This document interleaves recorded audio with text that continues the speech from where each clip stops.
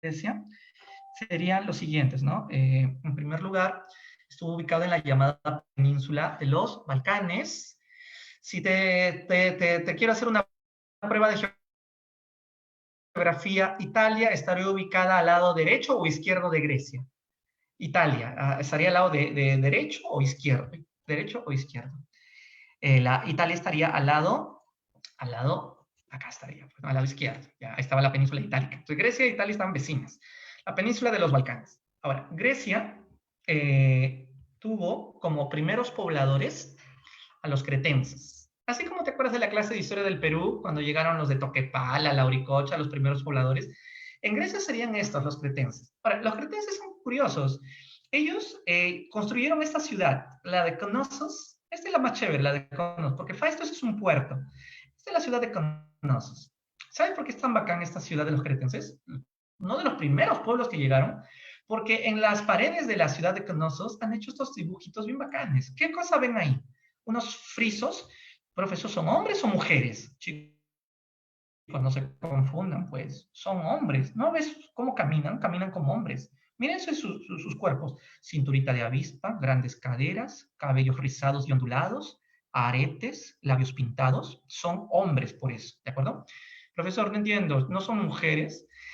En el mundo griego, el hombre pesa más que la mujer en todo aspecto. Es un machismo terrible. A tal punto que los hombres, por ser superiores a las mujeres, o al menos ellos creen eso, son los que tienen que decorarse y maquillarse. La mujer no tiene por qué ni maquillarse nada. Es el hombre el coqueto, el hombre el que se lanza sobre el toro para coquetear a la mujer. En realidad, esta imagen de un hombre subiéndose a un toro, haciendo malabares, simboliza la coquetería del varón. O sea, el hombre era el coqueto, no la mujer. La mujer era la pasiva. El hombre es el que baila, el que se mueve.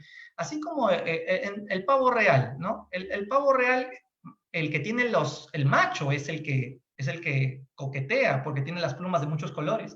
En cambio, la pavita hembra es feita, ¿no? No tiene colores. Y algo así era aquí.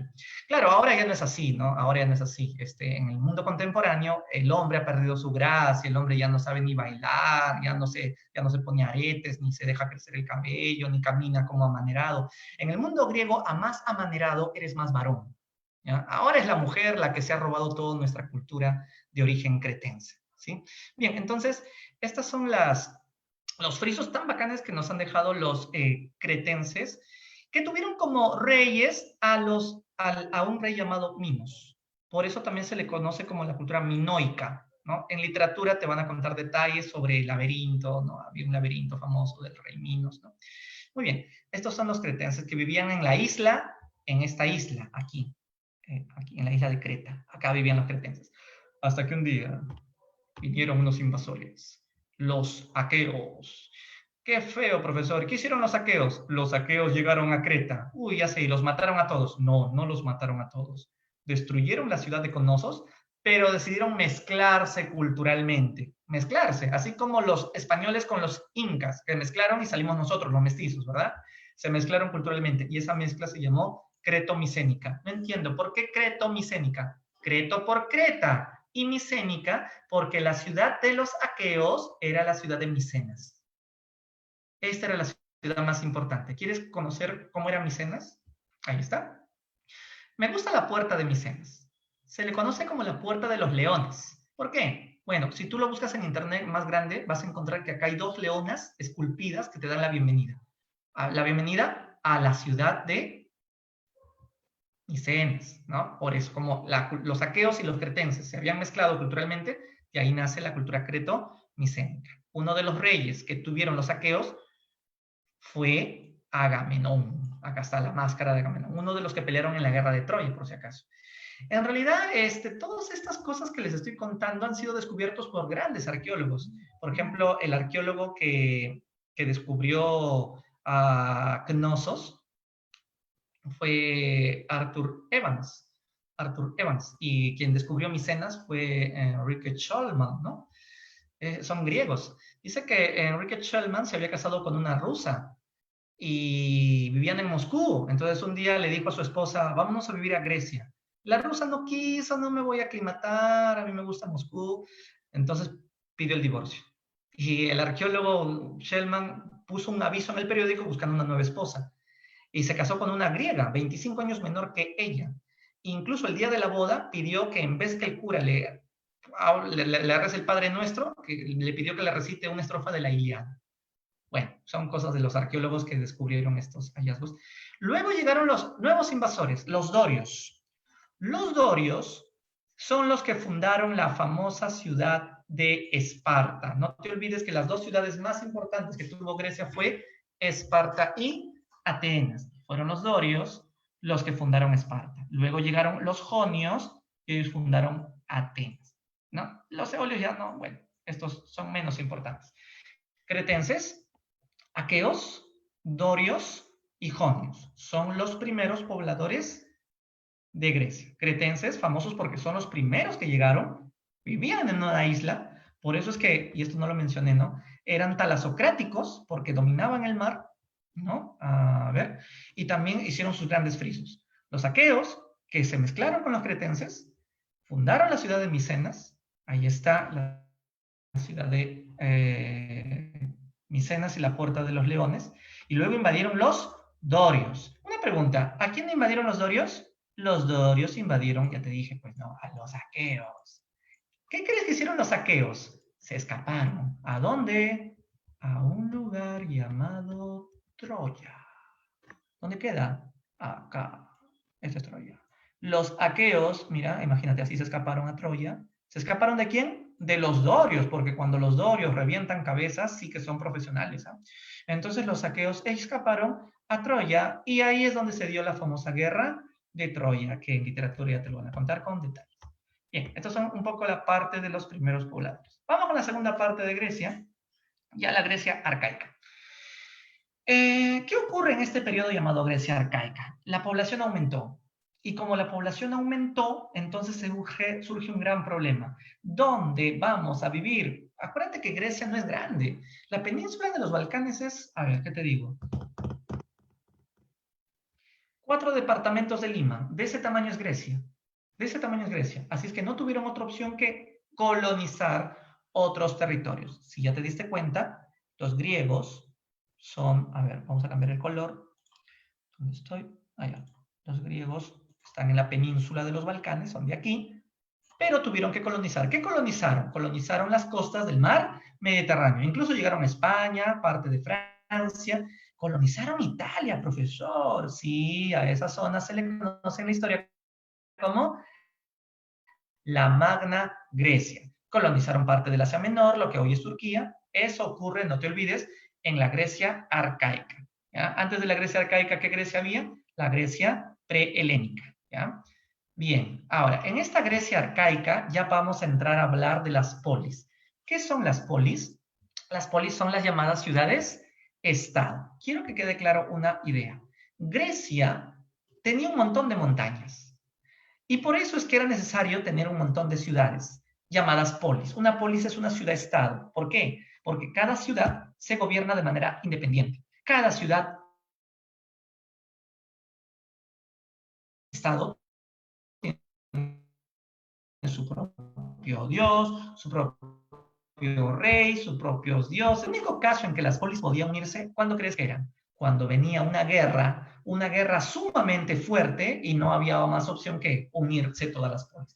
¿Ustedes me pueden decir cuál fue la guerra más terrible que enfrentaron los griegos en su historia contra los medos persas? ¿Cómo se llamaron esas guerras que enfrentaron los griegos contra los medos persas?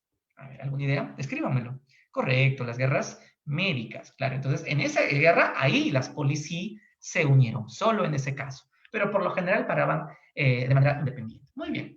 Conozcamos un poco más sobre las polis. Ay, qué bacán, mira, así era la imagen de una polis. Tú te imaginaste una polis como la ciudad de Lima y la ciudad de Trujillo. Esto es una polis. Profe, no entiendo. ¿Cuál es la polis? La polis es todo esto. Y mira la muralla. Hay una muralla que lo separa. Y la otra polis es la que estás viendo aquí. Esta es otra polis. Mira cómo están alejadas. Y si tú cruzas estas montañas, hay otra polis.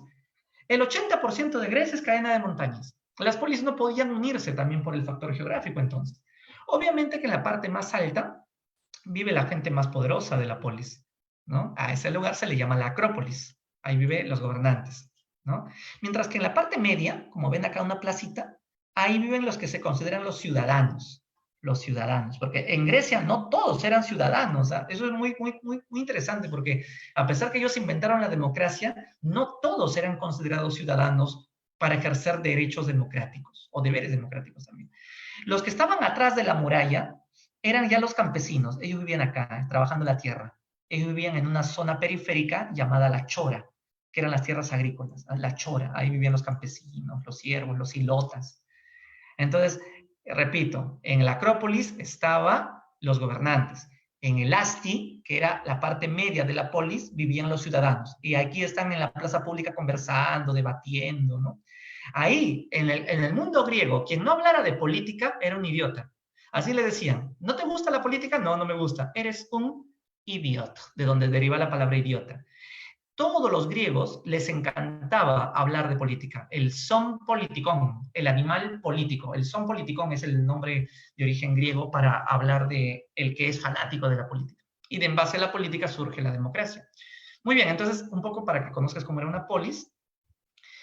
Entonces aquí está un poco más. No quisiera entrar en detalles sobre las polis porque yo te voy a dejar todas estas diapositivas para que leas más. Porque si vamos a priorizar, este tema es enorme. Yo te voy a contar lo más importante. A ver, hablemos un poquito de ¿cuántas polis tuvo Grecia? 200 polis. No te vas a estudiar las 200 polis, porque las dos más extraordinarias que tuvo Grecia fue Esparta y Atenas. Esparta y Atenas. A ver, ¿cuál es la diferencia entre Esparta y Atenas? Que una de ellas era más guerrera. ¿Cuál de estas era más guerrera? ¿Esparta o Atenas? Ese dibujo ya te lo dice todo. Esparta. No sé si han visto la película 300. Esa era guerrerísima, ¿no? Esparta no inventó la democracia entonces. No, no inventó la democracia. Los espartanos hacían... mira, ¿a qué edad una madre ya mandaba a su hijo a que entrene para que tenga, pues, sea un futuro soldado? A los 7 años. A los 17 ya estaba entrenando en el servicio militar. ¿A qué edad terminaba el servicio militar? A los 60 años, toda una vida en el ejército.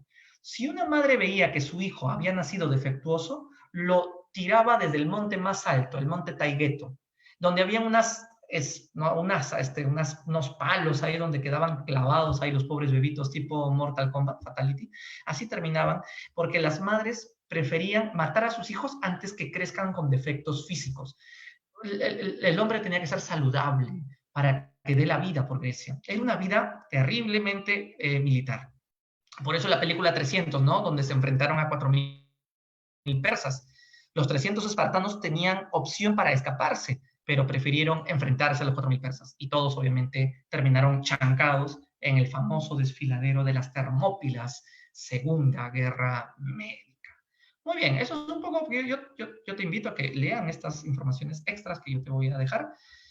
Esto preguntan bastante. Más que Esparta, preguntan Atenas, chicos. Y no lo digo por decir, es porque yo sé que ha venido, yo tengo la colección de los exámenes de admisión desde que San Marcos se fundó. Bueno, no tan antiguo, en realidad desde el año 70 tengo exámenes de admisión. Y yo sé que así viene más.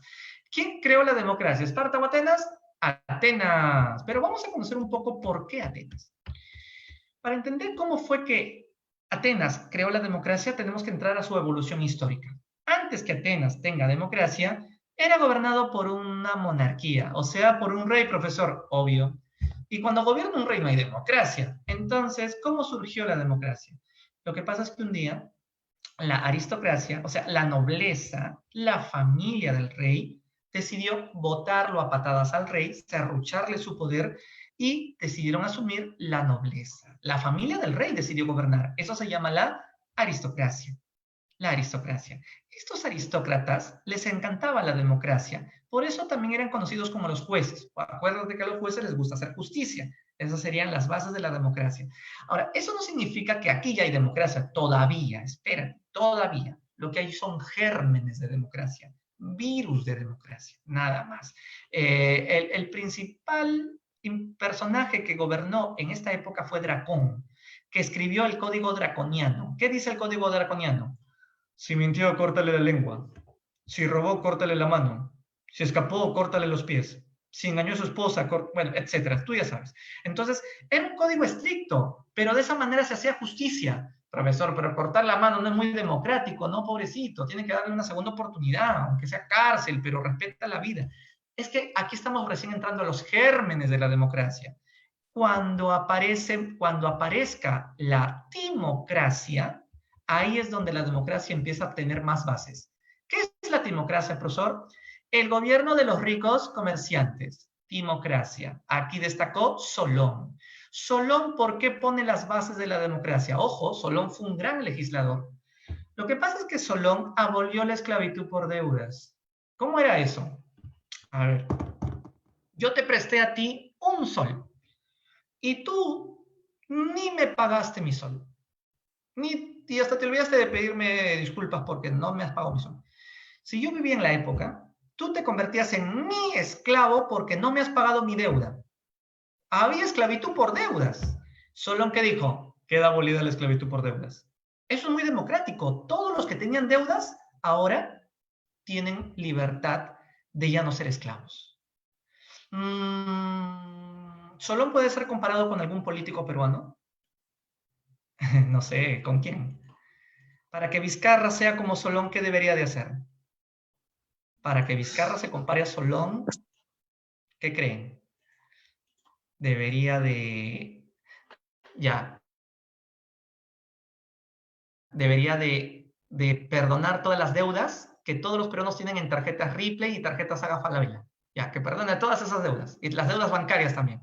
Y si eso hiciera, la gente lo amaría, porque con la abolición de las deudas hay más igualdad para empezar de nuevo tu vida. Tú estás enfermo, endeudado, eso no es vida, estar endeudado con un banco. Entonces, Solón se compara a un gran legislador, porque eso fue el que pone las bases de la democracia. Sin embargo, después de la timocracia, el gobierno de los ricos comerciantes, como Solón lo fue, viene la tiranía. Y la tiranía la ejerce el gran Pisístrato. Profesor, pero la tiranía es mala palabra. Tirano, pero es que era tirano para los ricos, no para los pobres. ¿Saben lo que hizo? Hizo lo mismo que el presidente Velasco, la reforma agraria. Le quitó las tierras a los ricos y se las entregó a los pobres. Entonces, ¿quién le dijo tirano a Pisístrato? Los ricos hacentados. Para los pobres era lo mejor que pudo haber hecho en beneficio de la democracia. Profe, ¿con él ya la democracia está consolidada? No, todavía falta. La democracia se consolida, bueno, no se consolida ni siquiera con él, pero sí pone mejores bases. Clístenes. A ver, Clístenes inventó una cosa que ustedes muy bien la conocen. ¿Qué cosa? Elecciones. Elegir. Si a ti te gusta ese candidato y todos acuerdan votar por él, entonces lo nombras elegido. Clístenes, entonces, es el que logra inventar esa palabra ya llamada democracia. Entonces, por ejemplo, una polis se va a dividir en tribus y cada tribu integra 10 demos, ¿no? Y cada demo lo integran 100 familias. Mucha complicación ahí, ¿no? Pero simplemente es para que entiendan la idea principal. Que es como decir, cada distrito donde vivimos tiene sus barrios, ¿no? Los barrios, mi barrio, tu barrio, ya. Supongamos que en mi cuadra todos somos ambulantes. Todos somos ambulantes. Yo también soy ambulante, ya vamos a decir. Pero a mí me gusta la historia y entonces la gente del barrio dice, oye, Fran, lánzate al Congreso. Oye, pero yo vendo plátanos y papas. Sí, pero tú nos caes bien porque tú nos hablas de historia, a pesar que no tienes universidad, no tienes ni primaria completa, pero a ti te gusta por tu cuenta leer.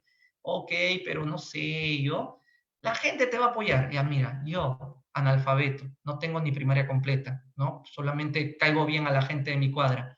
El pueblo me elige y yo no tengo plata, ni dónde caerme muerto. Pero al día siguiente, porque me eligieron, Clístenes dice, todos los que han sido elegidos pueden integrar la Asamblea Popular. Esta Asamblea Popular tiene un nombre que se llama, y eso sí quisiera que lo aprendan, la Eclesia.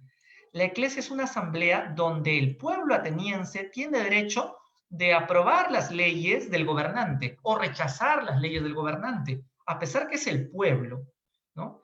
Es como, por ejemplo, que hoy día un heladero que todo su barrio le tiene simpatía, lo elijan en votos y al día siguiente es congresista. Eso sería muy democrático, ¿verdad? Aunque alguno de ustedes diga, pero no, pues no tiene estudios, no va a hacer bien las cosas. Ay, ¿y acaso el político que tiene más estudios universitarios me vas a decir que es menos corrupto? Si no, pregúntale a PPK, a Toledo y a todos sus amigos. O sea, entonces, eso es democracia. Pero puede haber gente que amenace la democracia, como Antaurumala, los dictadores, ¿no? Entonces Clístenes inventó esto, el ostracismo. El ostracismo es el destierro. Quedan desterrados aquellos que sean un peligro para la democracia. Entonces, de esa manera, con Clístenes se va a poner las bases ya mucho más firmes de la democracia. Profesor, ¿puede repetir todo lo que ha dicho sobre la evolución de la democracia? Porque ya me rayé tanto, ¿no? Tiranía, timocracia, aristocracia, ¿cómo es eso? Miren, chicos, yo también me rayaba feo cuando me preparaba para estudiar esta parte, pero les recomiendo que se aprendan a esta chica nada más. Si te memorizas el nombre de esta chica, ya vas a haber aprendido todo lo que hasta aquí te he mencionado. Puedes aprenderte a Matilde. ¿Por qué? M de monarquía, A de aristocracia, T de, ¿qué era primero? Timocracia. Otra vez T de tiranía. Y finalmente D de democracia. ¿Ok? Profe, la L te la regalo. Ya está. De esa manera vas a haber entendido la evolución de la democracia en Atenas. Bien, seguimos. Ahora vamos a ver. Ya, esto no viene mucho, esto te lo dejo como ya sabes para que lo repases en casa. A ver qué ha pasado. Ya, está. Voy a avanzar un poco. Ya, un poquito aquí. Atenas, ¿qué diferencia hay con Esparta? La diferencia que hay entre Atenas y Esparta, ya lo saben, pues Esparta son los guerreros. En Atenas lo que prioriza es la parte física, o sea, 2 años hacía servicio militar, pero más eran intelectuales, o sea, ahí le ganan. Por eso los atenienses son más intelectuales, de ahí surgieron los grandes filósofos, ¿no? Sócrates, Platón, Aristóteles, ¿no? Entonces son grandes atenienses.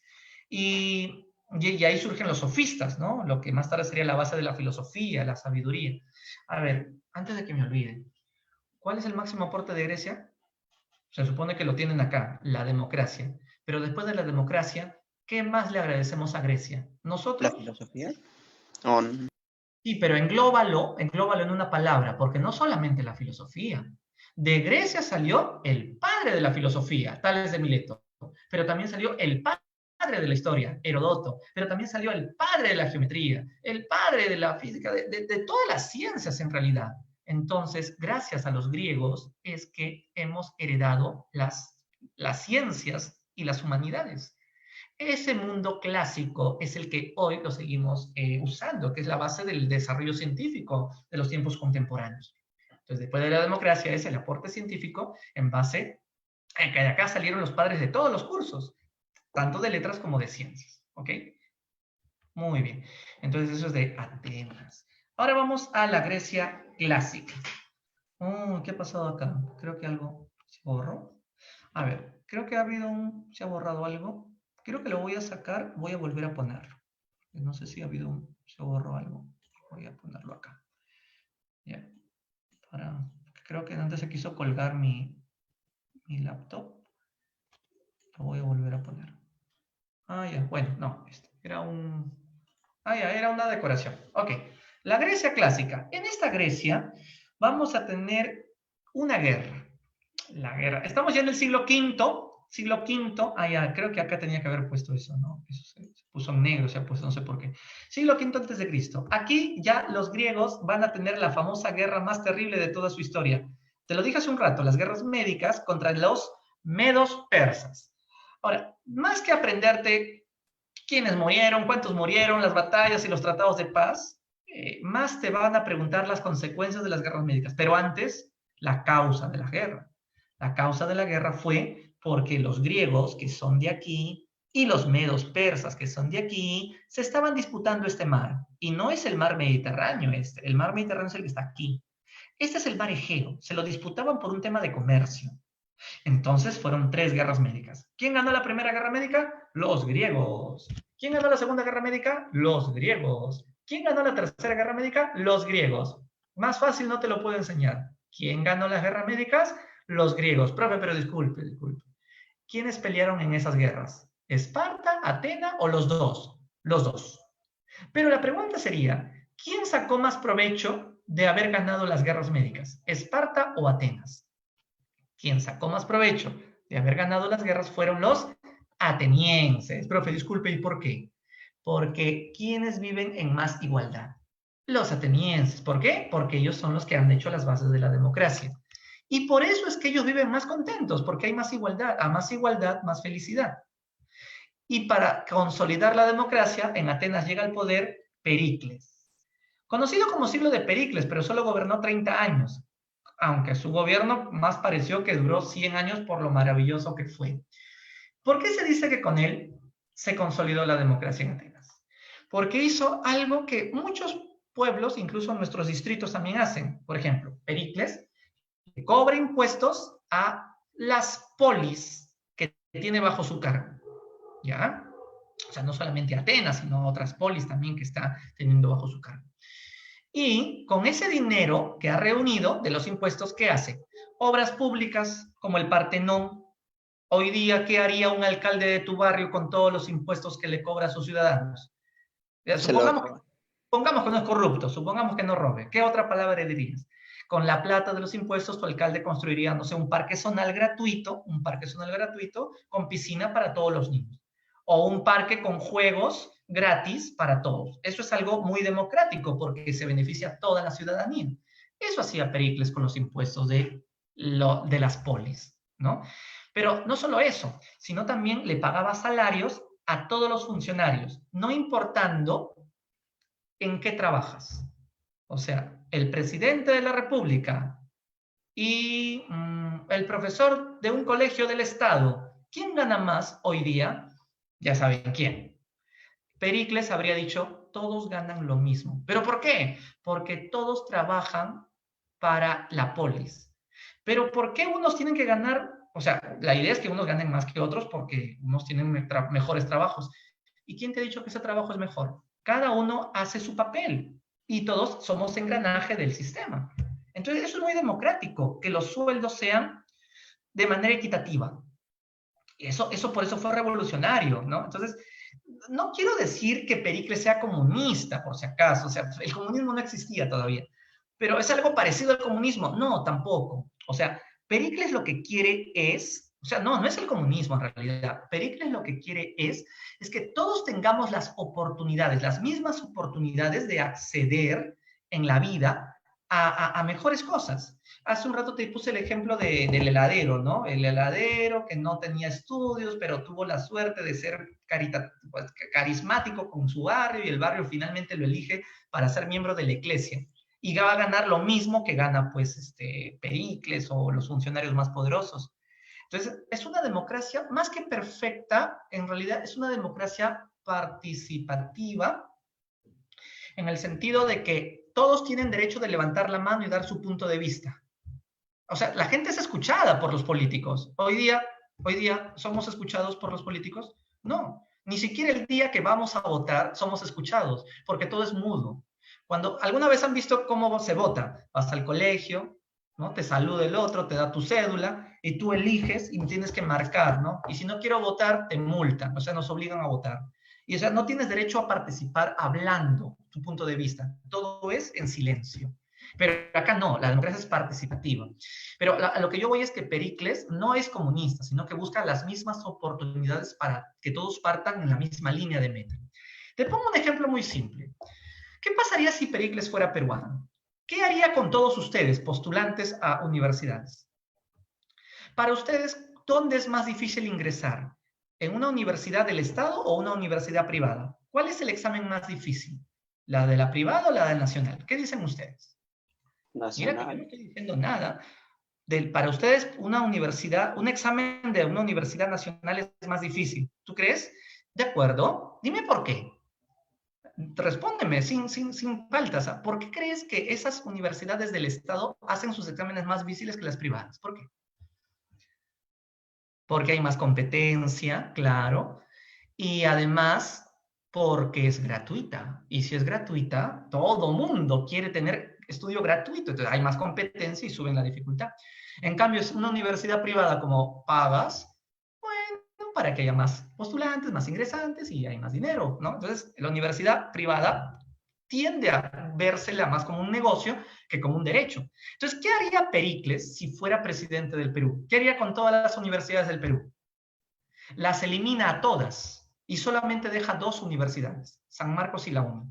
acabaría con todas las universidades privadas y diría que solamente existen 2 universidades y todos tendrían que postular una vez al año.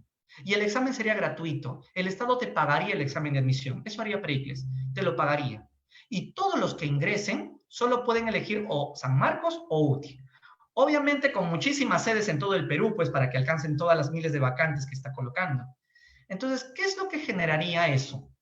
Que los que normalmente ingresaban a las universidades, ¿no? Como la de Lima, la Pacífico, tengan que entrar a una universidad del Estado. Por lo tanto, dentro del mismo aula, de la misma aula, tienes a un chico de provincia, al lado su carpeta, un chico pituco. Y están compitiendo en las mismas condiciones, ya no por dinero, sino compitiendo de condiciones cerebrales. Eso es darle la misma oportunidad a los dos, parten de la misma línea de inicio, ¿no? Entonces, eso lo quería Pericles. No busca la igualdad, sino busca darle oportunidades a todos. Entonces, te diferencias porque un chico que lo tiene todo, le es más fácil conseguir el éxito, ¿no? Porque tiene un padre empresario, porque con una universidad privada puede codearse con gente del poder. En una nacional es más difícil, pero en este caso democratizaría la educación. Interesante, ¿no? Eso haría Pericles si fuera peruano y presidente. Bueno, entonces ese es el llamado siglo de Pericles. Por otro lado, la guerra médica ya las vimos. El siglo está repitiendo. Con Pericles también se da el gran desarrollo artístico, las grandes columnas de los griegos, eso ya es más estético, las columnas dóricas, jónicas y corintias, y las grandes esculturas, ahí te he puesto para que tú tengas estos son unos desnudos muy, muy buenos, incluso en el humanismo y el renacimiento, los pintores como Leonardo, los escultores como Miguel Ángel van a querer recrear estos desnudos de la antigua época greco-romana incluso, ¿no? Esto es típico de los atenienses. La filosofía que te mencioné, Sócrates, maestro de Platón, tremendo maestro. Platón vivía enamorado de su profesor, pero no solamente cerebral, sino también en sentimental. Platón se enamoró de su profesor y aceptó estar con él.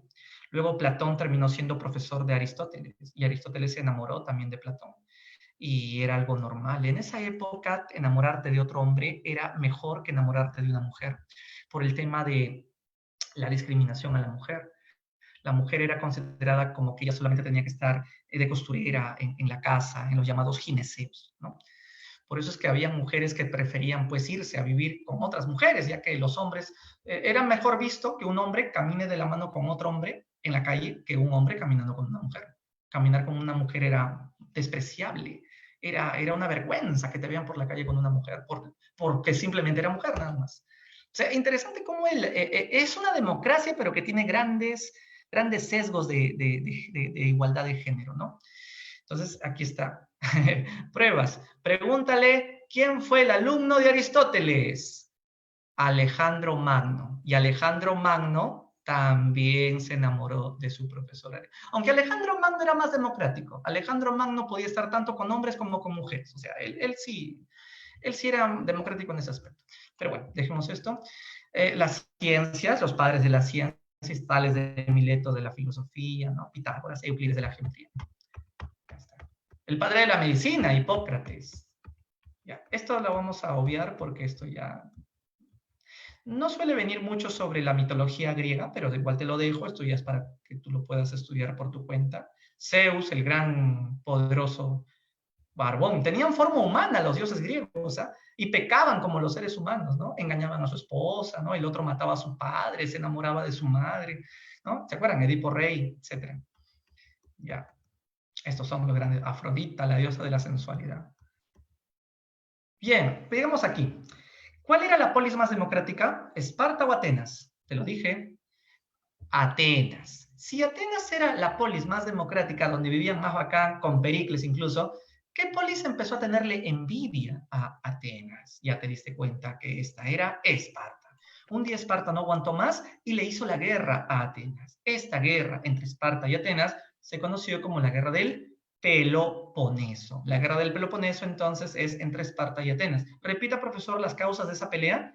Esparta le tenía cólera a Atenas porque era una polis democrática, mientras que Esparta era una polis aristocrática y totalmente vertical, donde todo era guerra, guerra, guerra, yo mando, tú obedece. ¿Qué estrés? En Atenas era la democracia. No era plena la democracia, porque en Atenas había esclavitud, pero, pero poco a poco se fue perfeccionando en el mundo la democracia, aunque todavía no se ha perfeccionado incluso al día de hoy.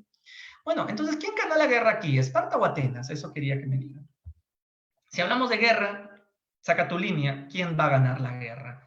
Si hablamos de guerra, ganó Esparta. ¡Oh, qué pena! Los bonitos atenienses democráticos tan chéveres que me estaban cayendo bacán, fueron derrotados por Esparta. Pero no te preocupes, porque la victoria de Esparta no duró mucho, porque apareció un territorio llamado Macedonia. ¿Dónde queda eso? Al norte de Grecia, cerca de la parte continental. Macedonia, un territorio del norte griego. Aquí aparece el gran Filipo. ¿Qué dijo Filipo?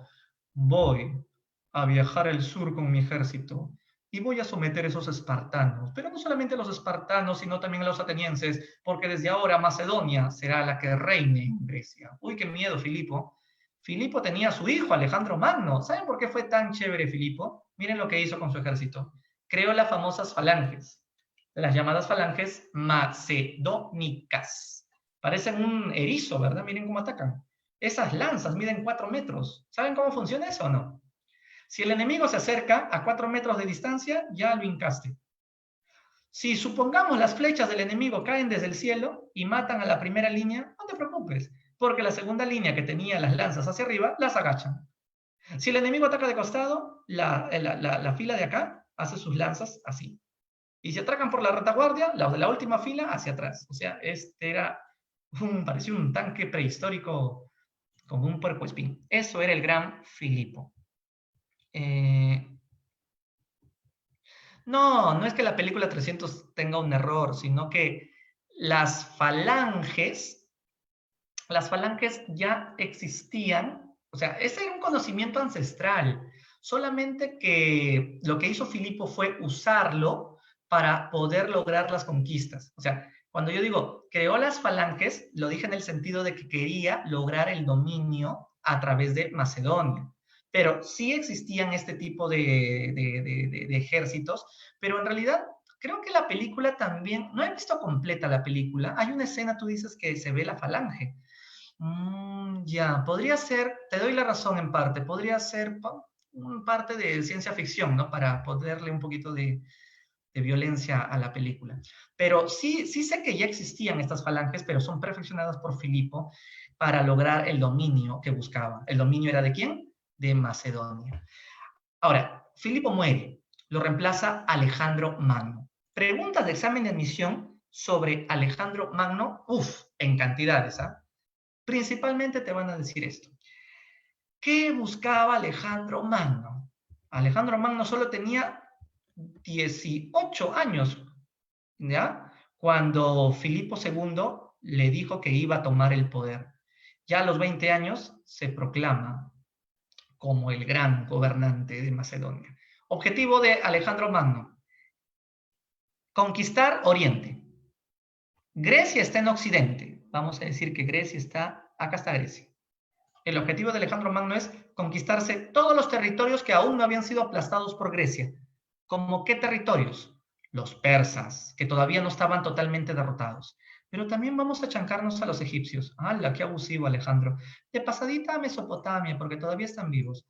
Es en serio, profesor, qué abuso. De pasadita a los hebreos también. ¡Ah! A los de la Biblia, sí. Si puedo y tengo tiempo, hasta la India también voy a llegar. Alejandro Magno lo logró. Esas conquistas se le conoce en la historia como el periodo helenístico. Helenístico. Ahora, ¿qué cosa es el periodo helenístico? Acá te lo pongo con detalles para que lo aprendas detalladamente, ¿no? El proyecto de Alejandro era que a partir de Grecia, que está en Occidente, no te olvides, Grecia está en Occidente, conquistar todo Oriente. Entonces yo conquisto Oriente y ahí estoy uniendo culturas de Grecia, que es Occidente, con Oriente. Ahora, ¿por qué conquisto Oriente? Porque lo que quiero es fusionar las dos partes. O sea, te lo pongo con un ejemplo mucho más interesante. Alejandro Magno no tiene ningún interés en matar a los jefes de los pueblos vencidos. ni al persa, ni al jefe egipcio, ni al de Palestina. Era algo así como los incas, ¿no? ¿Qué hacían los incas con los vencidos? Ah, ya, ¿qué dije yo? Nobleza de privilegio. Alejandro Magno era mejor que el inca. Discúlpame, ¿eh? Alejandro Magno, ¿en qué era mejor que el inca? Alejandro Magno te saludaba. Dejaba que te toque el pueblo. Ni los incas, ¿eh? Alejandro Magno te respetaba tus creencias, tus dioses. Bueno, los incas también lo hacían, en eso sí se parece, ¿no?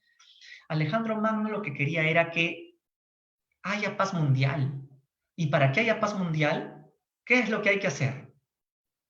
Conquistarme a todas las culturas de Europa que todavía no estaban conquistadas, respetar sus jefes, respetar sus dioses y casarme con la hija de los vencidos, tener descendencia con la hija de los vencidos, para que todo el mundo sea griego, para que todo el mundo goce de la cultura griega y así se logre el periodo helenístico. El periodo helenístico no es otra cosa que fusionar la cultura griega de Occidente y expandirla hacia Oriente. Y Oriente y Occidente queden en un solo molde. ¿Ya? Sin venganzas, sin destrucción, todo lo contrario, mezclando la religión, haciendo alianzas matrimoniales. Por eso justamente es que Alejandro Magno llegó a tener muchas mujeres, llegó a tener 2000 mujeres. Pero claro, a Roxana fue la que amó más. Murió joven Alejandro Magno, parece que a los 30 años. No me preguntas cómo murió, no se sabe. Dicen que murió de una enfermedad sexual de tantas mujeres que tenía, le contagió algo. Otro dicen que murió de borracho. Era bien borracho Alejandro Magno. Dicen que un día se quedó 2 semanas tomando vino en toneles, esos barriles del Chavo, y le dio un paro cardíaco, pues de tan... Cuando exprimieron su cuerpo, alcohol nomás salía. Pero son teorías. Finalmente los romanos invadieron a los griegos en el año 146. ¿Sabes qué fue lo chistoso de que Roma invadiera a Grecia? Que cuando los romanos invaden a Grecia, los romanos los convirtieron en esclavos a los pobres griegos. Pero estos esclavos griegos terminaban enseñándole la cultura a los romanos. O sea, el esclavo de los romanos eran sumamente intelectuales. Por eso es que los romanos decían, el conquistado terminó conquistando al conquistador, ¿no? O sea, los romanos eran los gobernantes, pero eran bien brutos, comparación de la cultura que tuvo estos griegos. Bueno, lo dejamos hasta aquí en el tema de Grecia. Muy bien. Y ahora he volado, pero lo he hecho para poder avanzar, muchachos, hasta donde podamos llegar la hora, ¿sí? Vamos a hacer ahora Roma. Listo. ¿Qué saben de Roma ustedes? Si Grecia aportó la democracia, Roma aportó el derecho.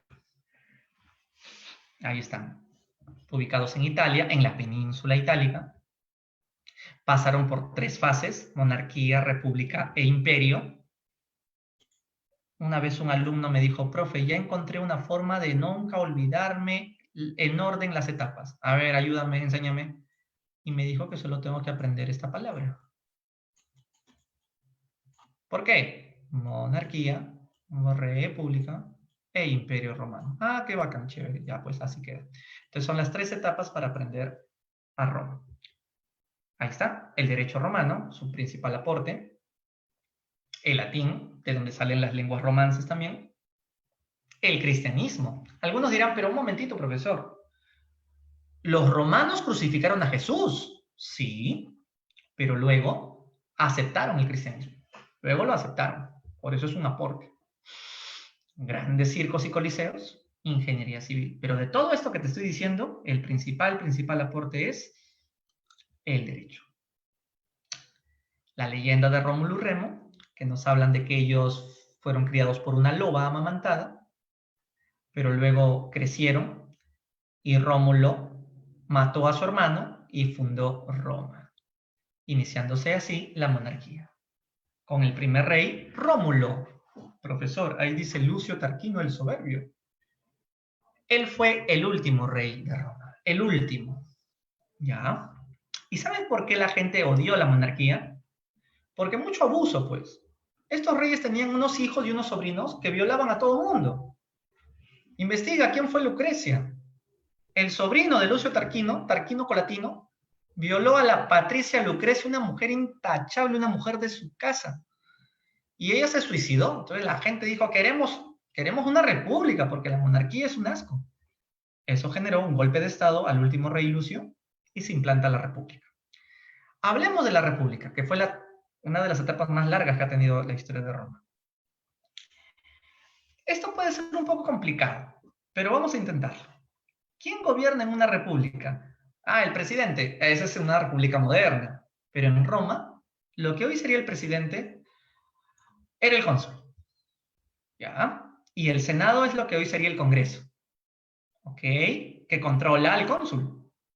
Mientras que los comicios serían asambleas que representan al pueblo romano. Lo que hoy sería, no sé, el defensor del pueblo, ¿no?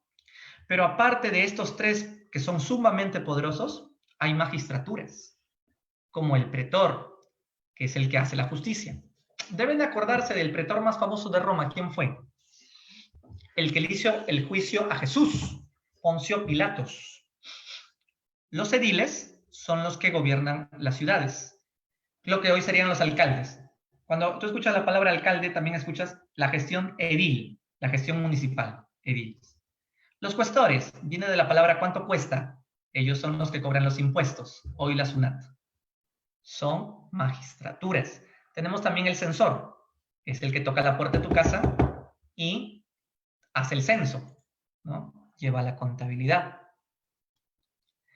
Entonces, aquí estamos hablando de magistraturas que ayudan a gobernar en la República. Hay una magistratura extraordinaria también, que se llama dictadura, pero solamente se ejerce en caso de emergencia, en caso de emergencia. A ver, ¿qué me están preguntando? Acá hablamos de las leyes, la ley Canuleia. Claro, ahorita vamos a hablar de la ley Canuleia, así es, y las otras leyes. Bien, entonces un poquito te estoy presentando cómo se organiza la política de la República Romana. Esta es una diapositiva un poco compleja, pero resume todo esto. Sobre eso no vienen muchas preguntas, pero si viene, no te olvides los más importantes. Acá te los dejo por eso para que los leas mejor. Cónsul, magistratura mayor que preside la República, Senado, la Asamblea que controla lo que hace el cónsul y los comicios, asambleas que representan al pueblo romano. Aparte las magistraturas. Ah, ahí está. A ver, para que nunca se olviden, resuelvan mesa.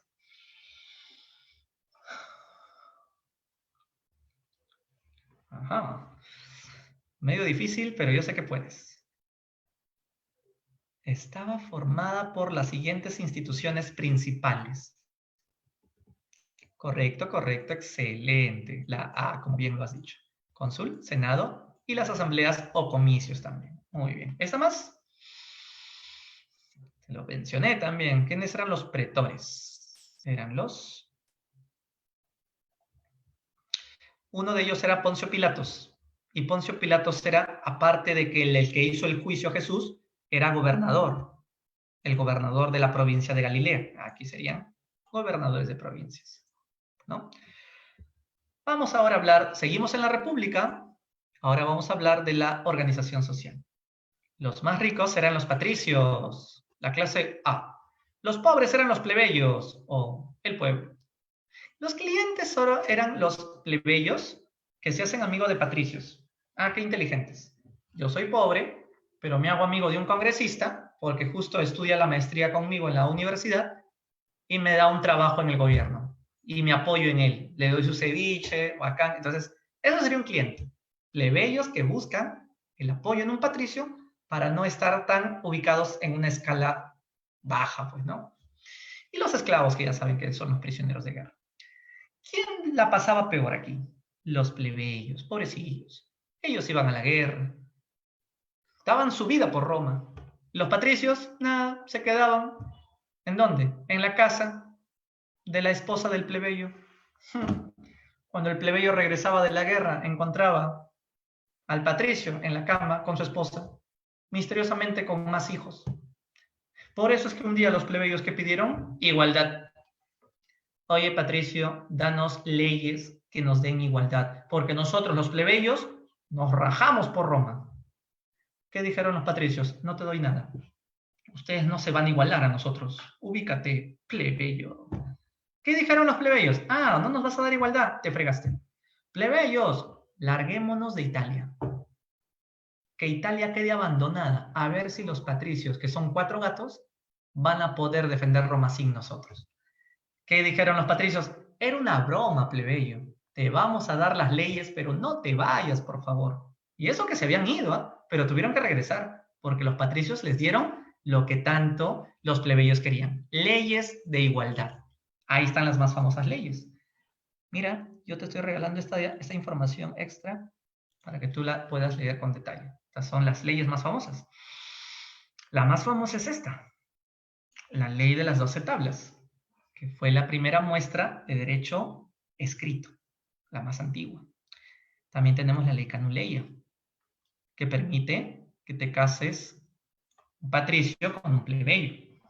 Antes estaba prohibido que un rico se case con un pobre, pero con esta ley se permitía. Hay otra ley que también me gustaría que entiendas, los tribunos de la plebe. Los plebeyos pudieron acceder a defender los derechos de su propia población. Y otras leyes, ¿no? Como la ley Claudia, la ley Licinia, la ley Hortensia. Con la ley Licinia, uno de los 2 cónsules, porque eran 2 cónsules a la vez, podía ser plebeyo también. O sea, un pobre puede acceder a cónsul. Son igualdades totales. Con todo esto, los plebeyos son felices. Ahora sí, vamos a las guerras, no hay problema, Patricio, ya nos diste la igualdad. Entonces se van a las guerras. Uy, a ver, chicos, ustedes mismos son. ¿Qué marcarían ahí? A ver, leamos.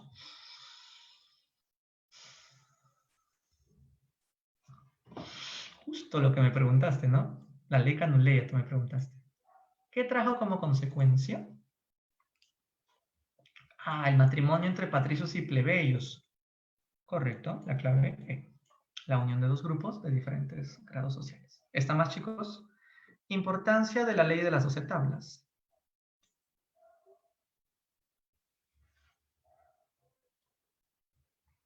¿Por qué redujo la discriminación esta ley?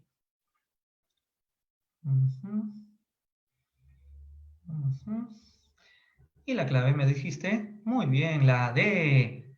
Igualdad jurídica, igualdad en derechos, a eso se refiere jurídico, ¿correcto? Bien, entonces, como los plebeyos están contentos porque lograron sus derechos, se van a las guerras, ya vamos a pelear, total, no hay otra cosa que hacer en la casa, estamos aburridos. Las guerras más famosas que los romanos tuvieron fueron las guerras púnicas. No confundas con las guerras médicas, las púnicas entre romanos y fenicios. Los fenicios de Cartago. Acá está. Cartago era una colonia fenicia que estaba ubicada en África. Aunque los fenicios eran originalmente de Líbano, la que está cerca a Siria, ¿no? Aquí la pelea fue por el control del mar Mediterráneo. Esta era la causa, por el control del mar. Estas guerras púnicas la ganó Roma. Las 3 las ganó Roma. Así de sencillo. Más que aprenderte las 3 guerras y los detalles, igual que en Grecia, apréndete las consecuencias. Si Roma ganó, mira, te cuento algo más. Roma no solamente chancó a Cartago, también conquistó Grecia. Ah, profe, usted lo dijo hace un rato. Pues claro, conquistó Grecia. Roma se expandió, octuplicó su tamaño. 8 veces creció de lo que era. ¿Qué consecuencia trajo eso? Así de simple te lo cuento. Que los ricos patricios se apoderaron de las tierras que estaban conquistando. Y a los plebeyos los discriminaron. Les dijeron, tú no vas a ser miembro de estas tierras. ¿Pero por qué si nos has dado las leyes, que la igualdad, las 12 tablas y todas las demás? pues ya me arrepentí. Ahora tú quédate con tus derechos, pero estas tierras serán solo de los patricios. Es ahí que empiezan los problemas, las guerras civiles. Ajá, a ver, ¿cuál fue el principal resultado de las guerras púnicas? Ustedes mismos son.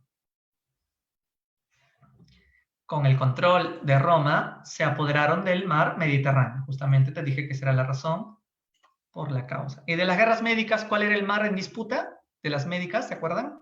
No te olvides, el mar Egeo. Excelente, no te confundas. Egeo en médicas, Mediterráneo en púnicas. Ya está. Entonces, ¿qué ha pasado? Repito, los ricos patricios no comparten las tierras que han ganado con los plebeyos. Los plebeyos molestos están, pero para su buena suerte de los plebeyos, aparecen unos tribunos de la plebe llamados los hermanos Graco.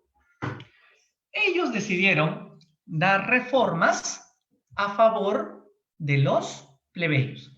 ¿Reformas como cuál? Tiberio, y este era Cayo. Tiberio Graco y Cayo Graco, los hermanos Graco. Tiberio dijo, ley agraria. Todas las tierras conquistadas tienen que ser también para los plebeyos, no solo para los patricios. Bacán. Tiberio es amado. Otra ley. Ley frumentaria. El precio del trigo solo puede estar a precio de costo, sin ganancia. Prohibido ponerle ganancia al trigo para que el pan esté barato. Ya. ¿Qué le hicieron los patricios a Tiberio por haber dado esa ley a favor del pueblo? Lo asesinaron. Qué malditos, profesor, qué mal. Pero no te preocupes, 10 años más tarde su hermano también fue nombrado tribuno de la plebe, Cayo Graco, y restableció las mismas leyes que su hermano antes había dado. Como sabían que lo iban a matar también, él se suicidó. Los patricios no saben cómo celebrar, están felices. Los resentimientos aumentan. Lo que hoy sería ricos y pobres, era los populares contra los optimates. En este caso, ¿quiénes serían los patricios o los privilegiados? Los optimates, los óptimos. Estos serían los patricios. Ya está. Pero también se les conoce vulgarmente como una pelea entre ricos y pobres, plebeyos, patricios, o populares, optimates. Surgen las guerras civiles. Mario representa a los plebeyos versus Sila representa a los patricios. Ganó Sila. Oh, pobre Mario. Chao, Mario. Los patricios hicieron fiesta. El poder es nuestro. Esa chusma plebeya ya no nos quitará nuestros derechos ni nuestras tierras. Pero le salió el tiro por la culata. Surge un triunvirato. El primer triunvirato. Lo integran 3. Profesor, ¿quiénes son Pompeyo, Craso y Julio César? Estos romanos, ¿sabes por qué se han unido? Para defender a quiénes? A los plebeyos. ¿Ya? A ver, yo te explico otra vez. Son 3 guerras civiles las que acaban de estallar. Repito, las guerras civiles han estallado por la disputa entre los populares patricios, los populares plebeyos versus los optimates patricios. Fueron 3 guerras. Eso me faltó decir, lo siento. 3 guerras. Esta es la primera. ¿Quién ganó en la primera guerra civil? Sila. Pero mientras los patricios celebraban, surge el primer triunvirato. Los 3 se acaban de unir a favor de los plebeyos. ¿Pero qué ocurrió? Craso murió. ¡Oh, qué mala suerte! Solo quedan 2. Y Pompeyo hizo una traición. Se unió a los ricos. Pompeyo, que juró luchar por el pueblo, se unió al Senado y a los patricios. Entonces Julio César va y le hace la guerra. Él versus él hacen la segunda guerra civil. ¿Cuál fue la primera? Mario y Sila. ¿Recuerdas? Surge un triunvirato. Craso muere y ahora la segunda guerra es entre Pompeyo y Julio César. Pompeyo se escapó a Egipto. Julio César fue atrás de él y lo derrotó en Farsalia, en la batalla de Farsalia. Julio César ha vencido. ¿Dónde? Venció en Farsalia, entrando a Egipto. ¿A quién conoció Julio César en Egipto? A Cleopatra. ¿Cleopatra qué le dijo?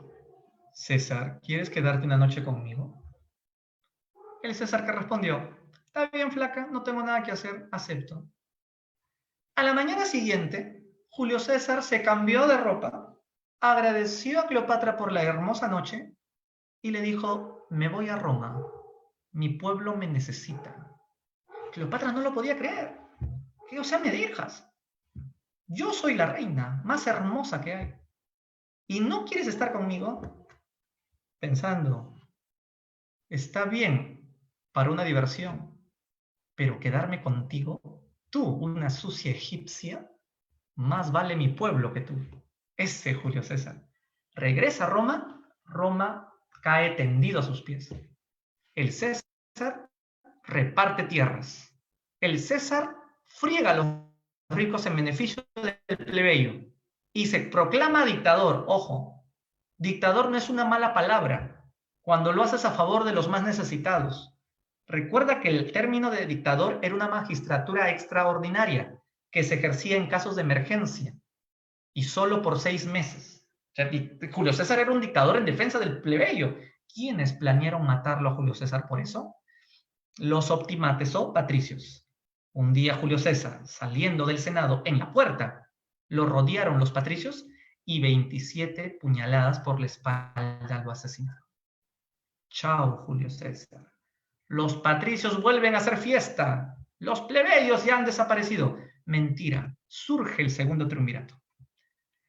3 nuevos romanos en defensa del pueblo: Marco Antonio, Lépido y Octavio. ¿Qué hicieron para que esto sea mejor? Vamos a repartirnos Roma en pedazos, para que cada uno administre un pedazo. Ya, bacán. A ver, Marco Antonio, ¿qué dijo? A ver, a mí dame la zona más peligrosa de Egipto. Ya.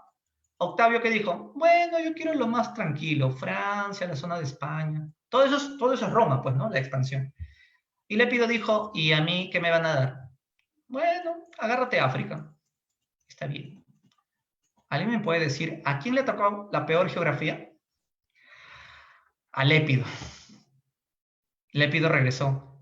Ustedes son bien vivos, ¿no? Pura cobras y leones, el desierto del Sahara. No se puede ni respirar en el calor de África. Exijo un nuevo reparto. ¿Tú crees que lo van a hacer? Lo siento, Lépido. Eso te pasa por no saber geografía. Y lo sacaron del triunvirato. Solo queda Marco Antonio y Octavio. Marco Antonio se había ido a Egipto, ¿verdad? Uy, un ratito. ¿A quién encontró ahí? Cleopatra. Cleopatra, ¿a quién había intentado seducir? A Julio César, pero Julio César, inteligente, no se dejó. ¿Qué hizo Marco Antonio cuando la vio Cleopatra? Esa imagen ya te lo dice todo. Se casó con ella. Se olvidó de Roma, se olvidó de que se había unido al triunvirato en defensa del plebeyo. ¿Quién no soportó y le hizo la guerra? Octavio. ¿Qué guerra sería esta? La tercera guerra civil. Octavio versus Marco Antonio. ¿Quién ganó? Octavio. Marco Antonio fue derrotado y Cleopatra se suicidó para que los romanos no la pisoteen. Porque era mejor que Cleopatra se haga morder por esa serpiente que todo el ejército romano pisoteando en el Coliseo. O sea, primero lo hubiesen violado, luego, o sea, prefería el suicidio. Bueno, profesor, pero ese es de la película. Sí, en la vida real Cleopatra no era tan hermosa como dicen. Dicen que era bien flaquita, estaba tía, bordeaba los 40 años.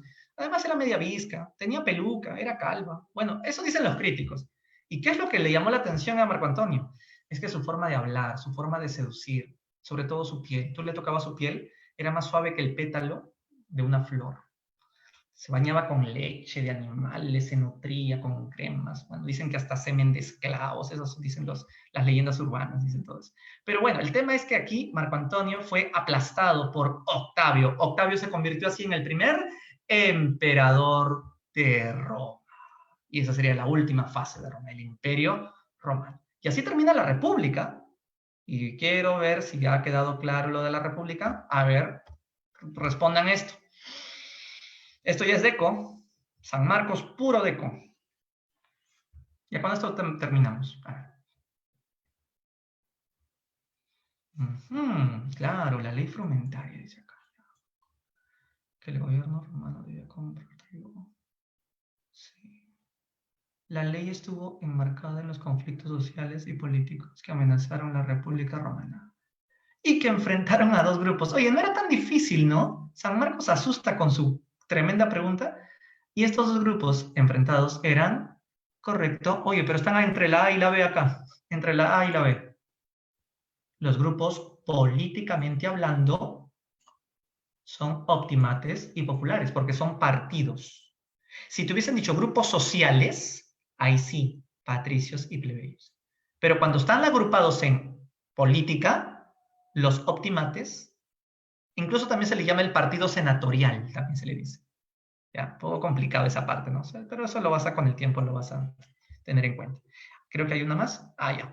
Bueno, chicos, el Imperio Romano lo vamos a terminar en la próxima semana porque me voy a demorar algo de media hora todavía. Tal vez un poco menos, pero yo quiero que lo aprendan mejor. Más vale despacio que correr. Además, solamente es un tramo final.